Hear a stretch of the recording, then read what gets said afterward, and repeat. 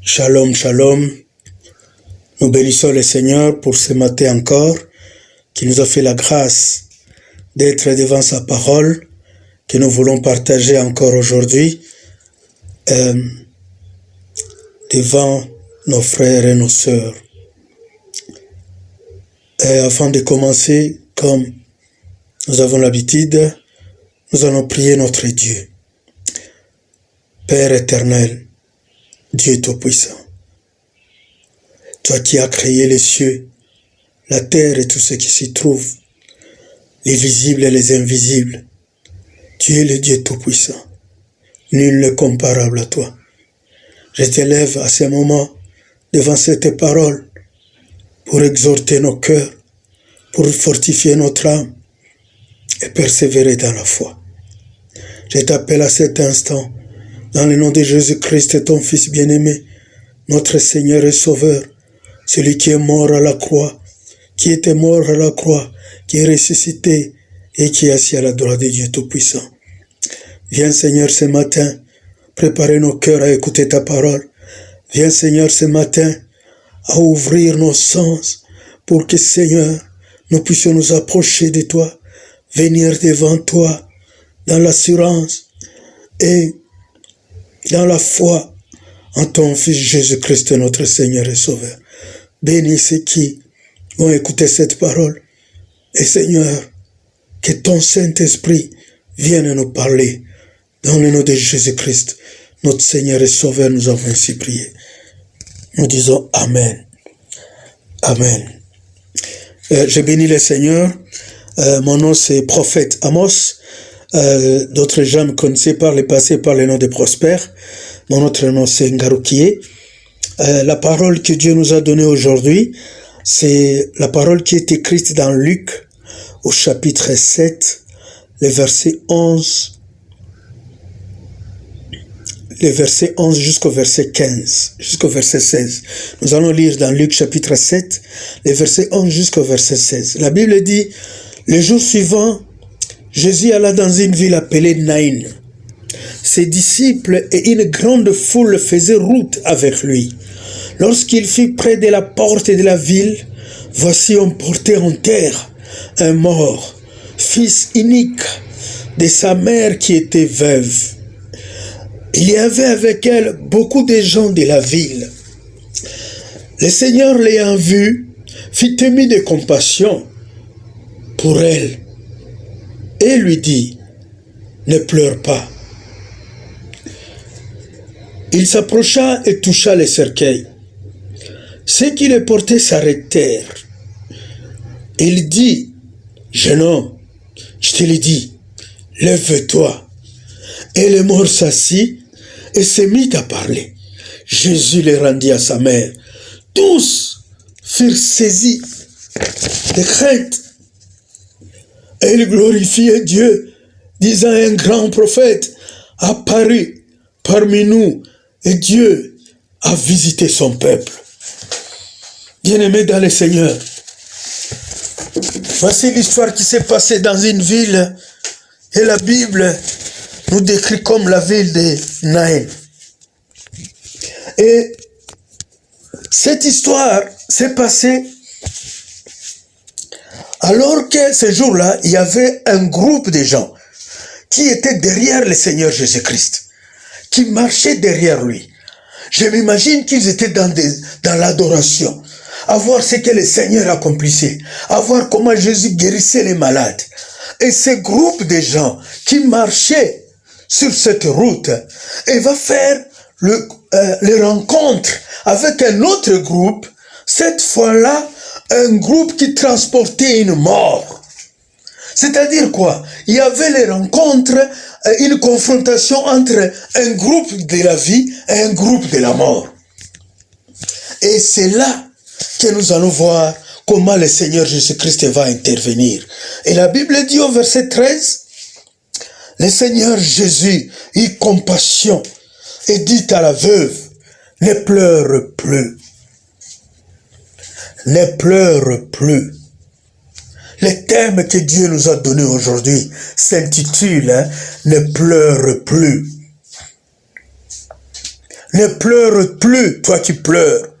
Ne pleure plus, toi qui as passé toutes ces années dans le pleur. Ne pleure plus, toi qui devant toi, il ne reste plus que la mort. Ne pleure plus. Le Seigneur te dit, ne pleure plus. Dans cette histoire de cette veuve, la Bible dit, cette femme, vous savez, cette femme, elle n'était pas née veuve quand même. Elle a connu des bonheurs dans sa vie. Un jour, un homme est venu le marier. Un jour, il y avait une fête chez elle. Un jour, cette femme était heureuse. Face à toutes les filles qui étaient dans ce village, un homme l'a choisi. D'autres n'étaient pas mariés, d'autres faisaient des enfants dans leur maison, mais elle a été mariée un jour, elle a connu le bonheur. Il y avait une fête chez elle, cette femme. Un homme l'a aimé, ils se sont aimés, ils se sont mariés, ils ont formé un foyer. Ils avaient des projets, et le premier projet c'était d'avoir des enfants. Et Dieu leur fit grâce. Un jour, cette femme eut un enfant entre ses seins. Un jour, son mari était content de sa femme. Elle a fait pour lui un enfant. Cette femme avait connu le bonheur. Vous savez, quelqu'un peut connaître le bonheur aujourd'hui. Quelqu'un, on peut lui acclamer quand elle passe. Tu peux être heureux ou heureuse aujourd'hui, mais tu ne sais pas ce qui t'attend demain. Elle était heureuse. Elle passait dans ses avenues, là où elle habitait dans son ville. Et les gens les regardaient. Ils disaient, voici la femme heureuse qui marche avec son mari et son bébé entre les mains.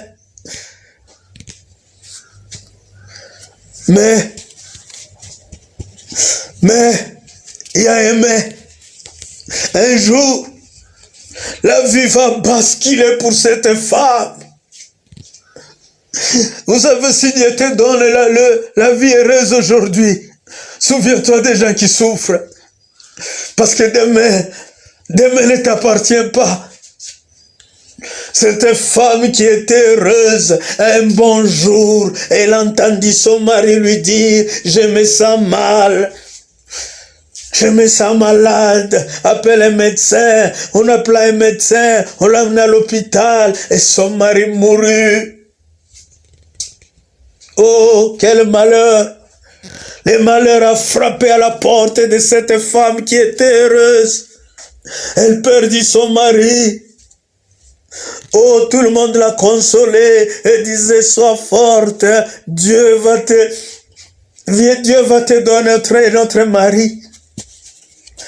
Mais mon frère et ma soeur, le malheur avait sonné, elle avait frappé à la porte de cette dame.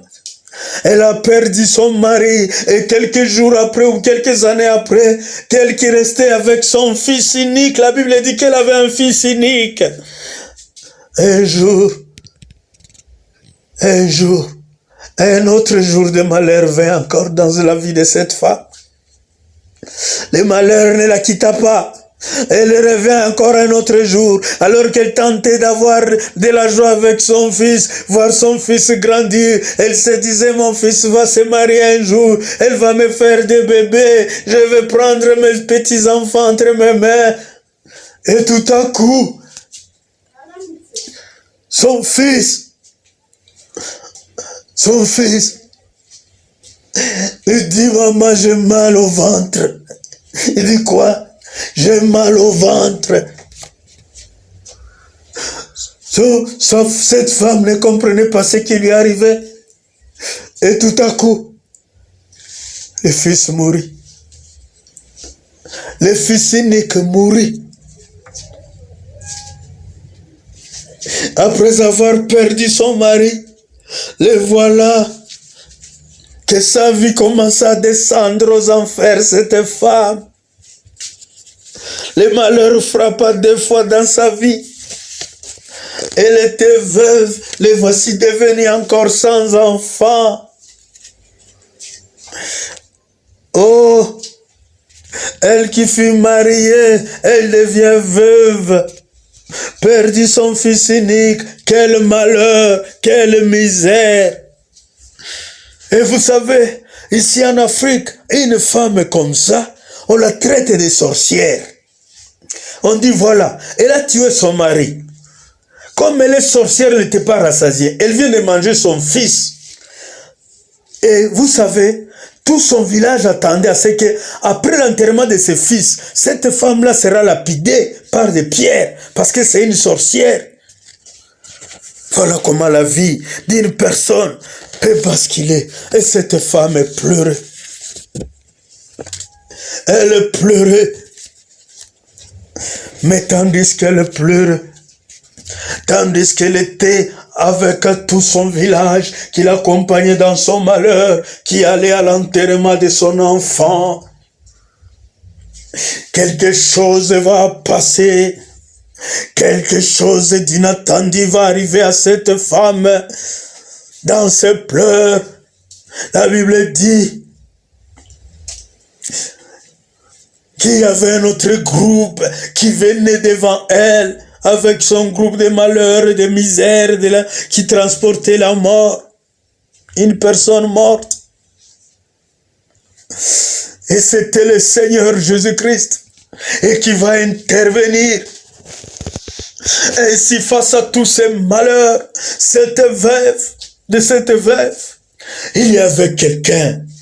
Il y avait quelqu'un qui avait vu sa souffrance. Il y avait quelqu'un qui a eu compassion d'elle. Il y avait quelqu'un qui vint pour intervenir dans sa vie. Et cette personne, c'est le Seigneur de gloire. Alléluia. Oh oui. Cette personne, c'est le Fils de Dieu très haut. Cette personne, c'est celui qui a connu la souffrance, qui connaissait la souffrance de cette veuve. Cette personne, c'est celui qui a souffert à la croix de Golgotha. Cette personne, c'est Jésus-Christ, Fils de Dieu Tout-Puissant. Et la Bible dit dans Luc chapitre 7 au verset 13, le Seigneur l'ayant vue fit ému de compassion pour elle. Il lui dit, femme, ne pleure plus. Alléluia. Femme, ne pleure plus. Oh, oui, il lui dit, femme, ne pleure plus. Et nous voyons la suite de cette histoire. Le Seigneur Jésus-Christ toucha le cercueil et dit aux morts, jeune homme, je te l'ai dit, je te l'ordonne. Moi, je suis Jésus, je suis le Fils unique venu de la part du Père. La vie est entre mes mains, que la mort te quitte. Lève-toi maintenant. La Bible dit, et le mort s'assit. Et se mit à parler. Jésus le rendit à sa mère. Gloire à Dieu, notre Seigneur est victorieux. Voici celui dont qui est capable, voici donc ce qui est capable, notre Seigneur Jésus-Christ. Il peut changer le pleur en rire, il peut ramener une personne morte à vivre encore de nouveau, et ça, personne ne peut le faire sur cette terre. Tous ces prophètes de mensonges ne peuvent jamais accomplir une telle chose. Oh, alléluia. Bouddha ne l'avait jamais fait. Mahomet ne pouvait pas, rien n'est écrit dans le Coran sur ce sujet. Moon ne pouvait pas, il est mort dans ses péchés. Seul notre Seigneur Jésus-Christ est capable d'accomplir ce que l'homme ne peut pas accomplir, d'accomplir ce que les prophètes des malheurs, les prophètes des mensonges ne peuvent pas accomplir. Alléluia. Alléluia. Alléluia. Et à partir de ces miracles, les deux groupes, qui l'un marchait avec Jésus glorifiant Dieu, et l'autre marchait en pleurant sur leur mort, ces deux groupes vont finir par devenir un seul groupe, le groupe de louange et d'adoration. Car nous avons lu comment après la résurrection de cet enfant, de ce jeune homme, le groupe qui portait le cercueil, commença à glorifier Dieu. C'est le Jésus est capable de ça. C'est lui que nous vous avons amené aujourd'hui. C'est lui qui ressuscite les morts, guérit les maladies. Rien ne s'oppose à lui. Alléluia. Lorsque nous voyons une autre histoire, lorsque Luc nous dit toujours, une famille qui pleurait, un enfant de 12 ans, qui était malade. Son père est allé vite voir Jésus. Et pendant qu'il disait au Seigneur, viens vite prier pour ma fille pour qu'elle ne meure pas, quelqu'un vient lui dire, alors qu'il est devant le Seigneur, ta fille est morte, ne tourmente pas le Seigneur. Mais Jésus, le Fils de Dieu venu de la part du Père, lui qui a toute la puissance entre ses mains, ce jour-là, il dira à ses papas, ne crains rien, je viens chez toi, je viens arranger ce problème. Alléluia. Et la Bible nous dit dans Luc chapitre 8, verset 49 au verset 56, à son arrivée à ce deuil, le Seigneur de gloire, Jésus leur dit, ne pleurez pas.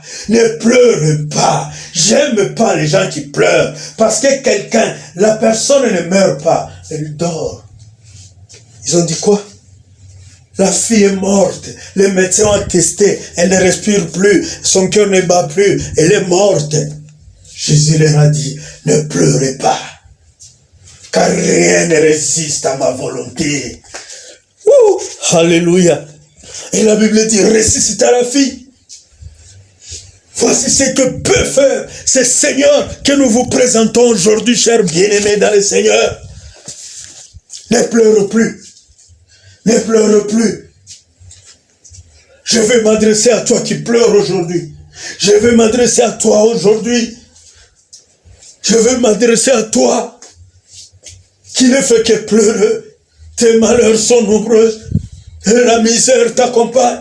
Mais aujourd'hui, je vais te donner une bonne nouvelle. Il y a quelqu'un qui voit tes larmes. Il y a quelqu'un qui a compassion de toi. Lorsque cette veuve pleurait devant le cercueil de son fils unique, elle disait, oh Dieu, pourquoi ça, mon Dieu? Oh Dieu, pourquoi moi? Tu m'as pris mon mari, et maintenant c'est mon fils unique.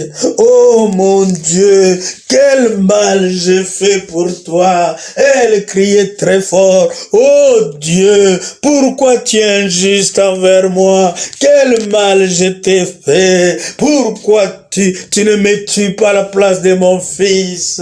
Celui qui était resté à me soulager depuis la mort de son père, et voici que tu l'amènes, cette veuve, sortie d'abondantes larmes, elle pleura, et personne ne pouvait la soulager. Vous savez, aujourd'hui les gens peuvent te dire qu'ils t'aiment. Aujourd'hui les gens peuvent venir vouloir faire ceci ou faire cela. Mais je vais te donner une bonne nouvelle.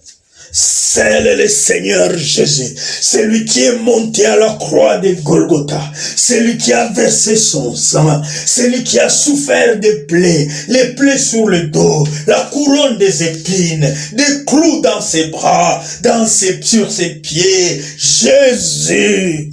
Seul lui peut consoler tes souffrances, seul lui peut te soulager. Il veut te soulager aujourd'hui. Il veut changer tes pleurs en rire. Il veut changer ton humiliation en élévation. Il veut changer ta pauvreté en prospérité. Changer ton deuil depuis plusieurs années. En fait, tu vas commencer à glorifier Dieu aujourd'hui, car il est venu te soulager. Il est venu, il est là, il est présent, il est présent. Je veux te dire que notre Seigneur est un Dieu compatissant. Il est miséricordieux. Partout où il passait Jésus, il ne faisait que changer les situations mauvaises par des situations d'espoir, les situations de malheur par des situations de bonheur. Il est notre Seigneur. Je vais terminer mon message. Je vais te donner un dernier exemple d'une famille et d'un peuple qui avait perdu une personne très importante, Lazare. Comme vous connaissez cette histoire de Lazare, Lazare était malade. On fit appel au Seigneur Jésus, mais il traîna de venir. Laisse-moi te dire, le Seigneur ne traîne pas. Il vient à son heure. Tu peux te dire aujourd'hui, le Seigneur a traîné. Tu peux te dire, j'ai appelé Jésus. J'ai prié, j'ai jeûné. J'ai fait 3 jours de jeûne. J'ai fait 40 jours de jeûne. Jésus n'est pas venu.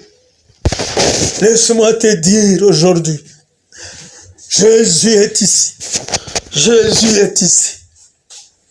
Jésus est avec toi là où tu es. Il ne traîne pas. La Bible dit 4 jours après l'enterrement.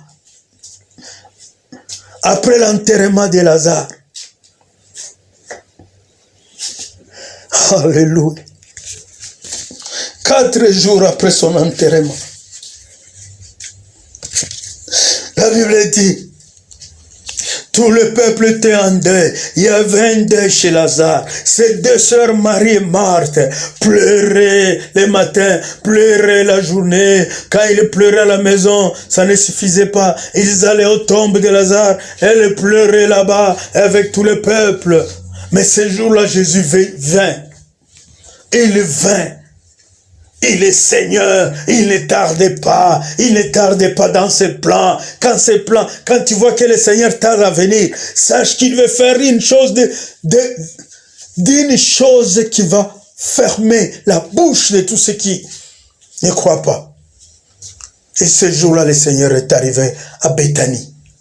Lorsqu'il arriva à Béthanie, la Bible dit, Marthe, la première, courut vers lui, et c'était en larmes.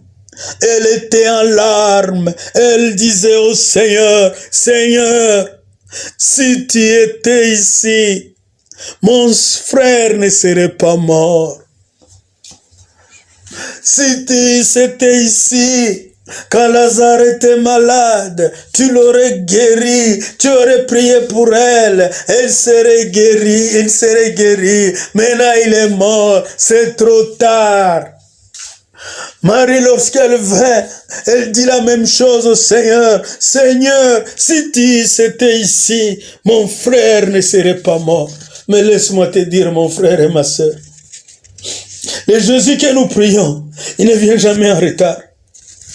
Le Jésus que nous invoquons, il ne traîne pas, il ne tarde pas.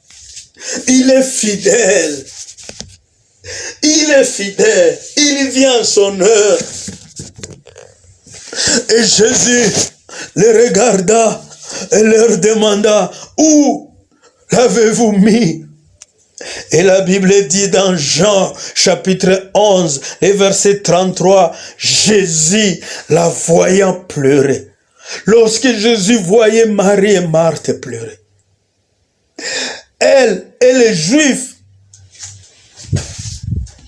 qui étaient venus avec elle, il frémit en son esprit, God, et fut ému. Et au verset 35, la Bible dit, Jésus pleura. Oh,